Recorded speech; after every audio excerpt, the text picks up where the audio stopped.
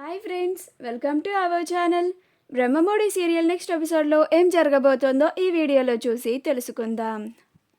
కోమాలోంచి బయటికి వచ్చిన అపర్ణ అసలేం జరిగింది అని తెలుసుకోవడానికి ఈ వీడియోని స్కిప్ చేయకుండా ఎండ్ వరకు చూసేయండి. రాజ్ కావ్యని అవమానించి ఇంట్లో నుంచి గెంటేశాడని కళ్యాణ్ కావ్య తరపున వచ్చి రాజ్ని నిలదీస్తూ ఉంటాడు. అప్పుడు రాజ్, నువ్వు నేను ఒక రక్త సంబంధమే అయినా ఇద్దరు వేరు తల్లులకి పుట్టినా కానీ ఒక తల్లి బిడ్డలులాగా పెరిగాము. నువ్వు మా అమ్మని పెద్దమ్మలా కాకుండా కన్న తల్లిలాగానే చూసావు. అలాంటిది నువ్వు ఆమెకి సపోర్టుగా మాట్లాడుతున్నావేంటి కళ్యాణ్, నాకు సపోర్టుగా మాట్లాడకుండా అని రాజు అంటాడు. అప్పుడు కళ్యాణ్, ఆమె ఏంటి అన్నయ్య, ఆమె ఏంటి, ఆవిడ నీకు ఏమీ కాదా, ఆమెలో ఉన్న కళని గుర్తించి నువ్వు మా వదినకి కళావతి అని పేరు పెట్టావు. ఎప్పుడు చూసినా కానీ కళావతి అనే అని పిలుస్తావు. ఎవరితో మాట్లాడినా కానీ కళావతి అనే చెప్తావు. ఇప్పుడు కనీసం మా వదిన పేరు కావ్య అని కూడా సంబోధించడం లేదు. నువ్వు ఆమె అని అంటున్నావు. నీకు మరి అంత పరాయిది అయిపోయిందా అన్నయ్య మా వదిన అని అంటాడు. అప్పుడు రాజ్, కావ్య వల్లే ఇప్పుడు మా అమ్మ అలాంటి పరిస్థితుల్లో హాస్పిటల్లో కోమాల్లో ఉంది. అందుకని నేను ఆవిడని ఇంకా పట్టించుకోకూడదు అని అనుకున్నాను.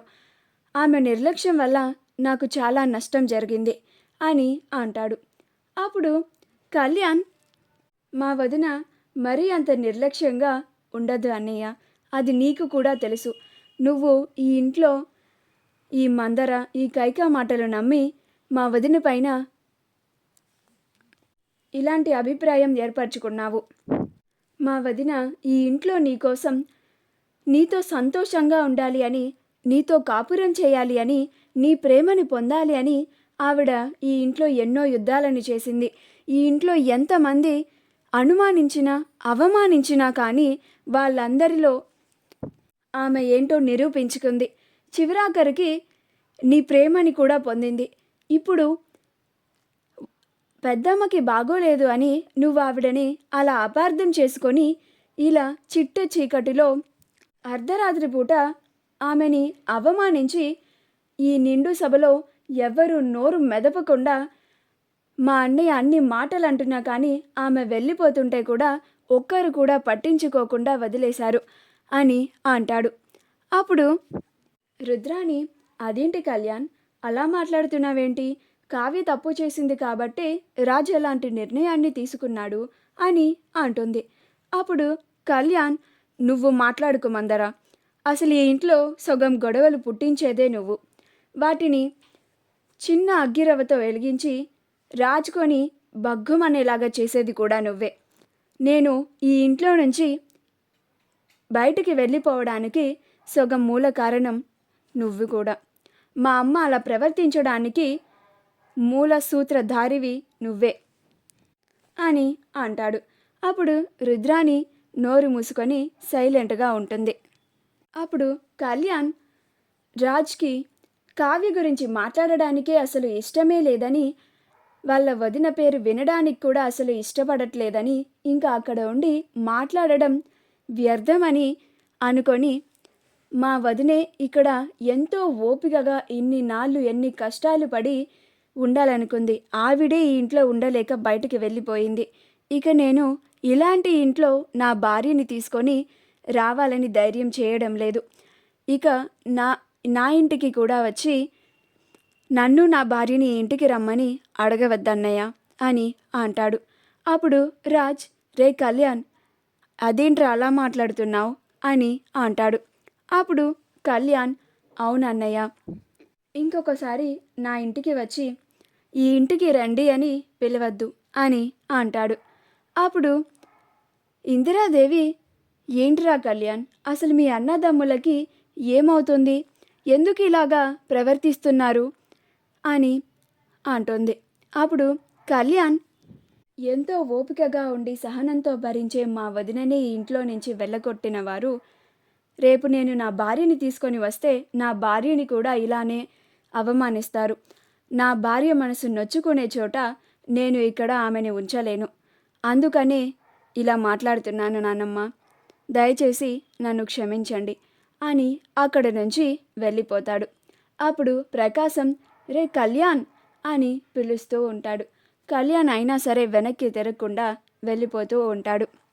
రాజ్ ఇంకా తన గదిలోకి వెళ్ళిపోతాడు.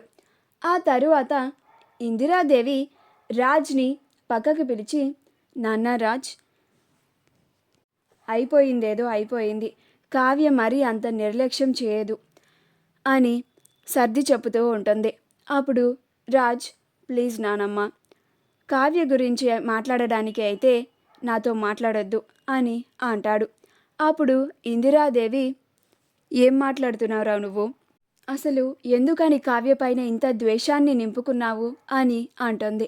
అప్పుడు రాజ్, ఆ కారణం నీకు కూడా తెలుసు నానమ్మ, ఆమె ఈ ఇంటికి రావడానికి నేను అసలు ఒప్పుకోను, ఆమె అంతటా ఆమె వచ్చినా కానీ నేను ఊరుకోను, నేను వెళ్ళి ఆమెను బ్రతిమిలాడి తీసుకురావడం అనేది అస్సలు జరగదు అని అక్కడి నుంచి వెళ్ళిపోతాడు. అప్పుడు ఇందిరాదేవి బాధపడుతూ ఉంటుంది. మరుసటి రోజు ఈ విషయం తెలిసిన అప్పు వెంటనే కావ్య దగ్గరికి వచ్చి, ఏంటక్కా ఇది, ఇంక నువ్వు బావగారి దగ్గరికి వెళ్ళాలనుకోవట్లేదా అని అడుగుతుంది. అప్పుడు కావ్య, నా మనసు విరిగిపోయింది అప్పు, ఇక నేను విడిగా బ్రతుకుదామని అనుకుంటున్నాను అని తన నిర్ణయాన్ని అప్పుతో చెప్పేస్తుంది. అప్పుడు అప్పు, అదేంటక్క, బావగారి ప్రేమ కోసం పోరాటం చేసిన నువ్వేనా ఇలాంటి మాటలు మాట్లాడుతుంది అని అంటోంది. అప్పుడు కావ్య, నా మనసు విరిగిపోయిన తర్వాత ఇంక నేను ఆయన్ని కోరుకొని కూడా వ్యర్థం, పైగా ఆయనకి నా పైన ప్రేమ లేదు అని తేలిపోయింది, ఇంకా ఎన్ని నాళ్ళు నేను ఆ ప్రేమ కోసం పోరాటం చేయాలి, నేను పోరాడి అలసిపోయాను అప్పు అని అంటోంది. అప్పుడు అప్పు, బావగారే వచ్చినా కానీ వెళ్ళవా అక్క అని అంటుంది. అప్పుడు కావ్య, నా పైన ప్రేమ లేని మనిషికి నేనంటే అసలు పట్టించుకునే మనిషి నా కోసం వస్తారని కూడా నేను అనుకోను అప్పు అని అంటోంది. ఇంకా ఆ తరువాత రాజ్కి హాస్పిటల్ నుంచి కాల్ వస్తుంది. అపర్ణ స్పృహలోకి వస్తోంది అని చెప్తారు. అప్పుడు దుగ్గిరాల కుటుంబం అంతా చాలా సంతోషంగా హాస్పిటల్కి వెళ్తారు. అలా అందరూ అపర్ణని చూడడానికి లోపలికి వెళ్తారు. అప్పుడు అపర్ణ స్పృహలోకి రాగానే అందరినీ చూసి, కావ్య ఏది అని రాజ్ని అడుగుతుంది. అప్పుడు రాజ్ మమ్మీ అని అంటూ ఉంటాడు. అప్పుడు అపర్ణ, కావ్య ఏది నాన్న అని అంటోంది. అప్పుడు రాజ్, అందరూ ఏం మాట్లాడకుండా మౌనంగా ఉండిపోతారు. మా వీడియో కనుక మీకు నచ్చినట్లయితే లైక్ చేయండి, షేర్ చేయండి, మా ఛానల్ని సబ్స్క్రైబ్ చేసుకోండి, పక్కనే ఉన్న బెల్ ఐకాన్ని క్లిక్ చేయడం మాత్రం మర్చిపోకండి.